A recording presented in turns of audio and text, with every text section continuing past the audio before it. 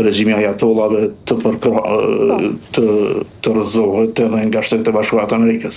Dhe ju si e lexoni, zoti Hajrizi? Cila prevalon më shumë? Pra, ku konsiston kjo goditje?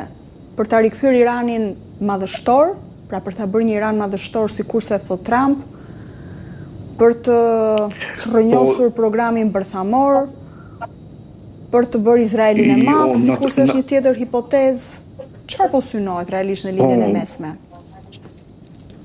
Po, natyrisht që Izraeli është duke u vetë mbrojtur nga armët bërthamore të nukleare të Iranit, për Izraelin është të rëndësishme o të domosdoshme një sulm i tillë, mos të harrojmë se është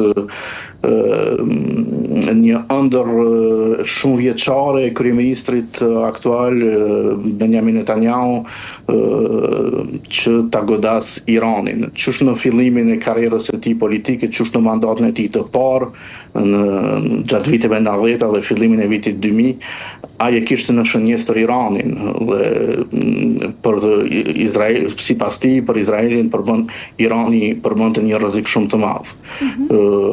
Natyrisht se ardhja e aleatit amerikan vetëm se përbënte një forcë sa më të madhe,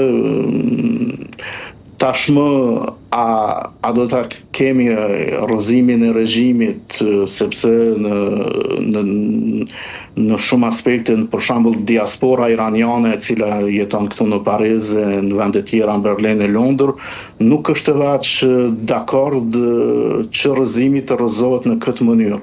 Ata natyrisht janë dakord që rrëzimi Ayatollah Khameneit të rrëzohet sepse është një regjim autokratik, diktatorial, ku të drejtat e njerëzit nuk janë të respektuar fare.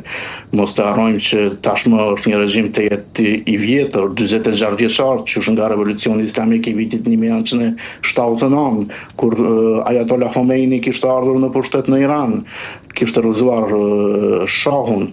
Dhe është interesante se sot në Paris djali i shahut, Reza Pahlavi, ka mbajtur një konferencë ku Reza Pahlavi fliste se është e mundur, kërkonte edhe ndihmën evropiane, ndihmën e vendeve perëndimore që të rrëzohet regjimi. Ai e përmendi edhe rrëzimin e Bashkimit Sovjetik, ashtu siç e përmendi edhe specialisti më i madh francez i lindjes së mesme Gilles Kepel. Gilles Kepel e krahason nëse eventualisht kemi rrëzimin e regjimit të Ayatollah Khameneit, do të jetë njëjtë ashtu siç kishte ndodhur me rrëzimin e Bashkimit Sovjetik dhe komunizmit në vitin 1989. Mirë po, çka më bëri përshtypje se zoti Reza Pahlavi përmend dy protagonistë të mëdhenj të historisë. Ai thoshte që as Lech Walesa i Polonisë apo Nelson Mandela i Afrikës së Jugut nuk kishin arritur pa ndihmën e evropianëve të sjellin demokracitë në vendet e tyre. Lech Walesa për Polonin dhe tek Europa tani. Fillimisht qasja e Francës, një prej vendeve më të rëndësishme europiane në këtë konflikt, dhe më tej të Bashkimit Evropian. Deri tani nuk ka një qëndrim, si spektator duken më shumë. Kështu që Parisi zyrtar, si po e përcjell konfliktin? Me shumë interes të jetë të lartë dhe natyrisht me një brengosje të jetë të madhe. Mos të harrojmë se brengosje për kë? Që nisi lufta apo?